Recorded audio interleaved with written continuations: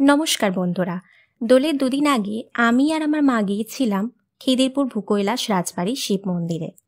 Khidirpur tram ডিপোর বিপরীতে 5 মিনিটের একটি রাস্তা হেঁটে গেলেই এই রাজবাড়ি মন্দিরটি দেখতে পাবেন। এই রাজবাড়ি প্রতিষ্ঠাতা রাজা শ্রী জয়নারায়ণ ঘোষাল। তিনি 1781 খ্রিস্টাব্দে রাজবাড়ি প্রাঙ্গণে দুটি মুখোমুখি শিব মন্দির প্রতিষ্ঠা করেন, যার মধ্যে একটির নাম রক্ত কমলেশ্বর মন্দির, যা তার মাতার নামে রাখা, যার উচ্চতা 12 ফুট। আরেকটি মন্দির হলো কৃষ্ণচন্দ্রেশ্বর মন্দির, যা তাঁর পিতার নামে রাখা, যার উচ্চতা 18 ফুট।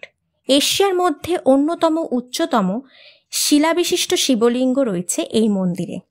এই মন্দির প্রাঙ্গণে একটি নন্দী ষাঁড়ের মূর্তিও রয়েছে। এই মন্দির প্রাঙ্গণে একটি বড় পুকুরও রয়েছে, যার নাম শিবগঙ্গা। এখানে একটি দুর্গামাতার মন্দিরও রয়েছে। এইখানে প্রতি বছর শিবরাত্রি মেলা বসে। এই মেলা দোলের আগে পর্যন্ত থাকে। আপনারাও যদি এসে একবার ঘুরে যান তাহলে আপনাদেরও ভালো লাগবে। আপনারা হাওড়া থেকে বারোরে বা C7 বাসে করে আসতে পারেন। এখানকার নিকটতম রেল স্টেশন হলো খিদিরপুর রেল স্টেশন এবং নিকটতম মেট্রো স্টেশন হলো যতীন দাস পার্ক।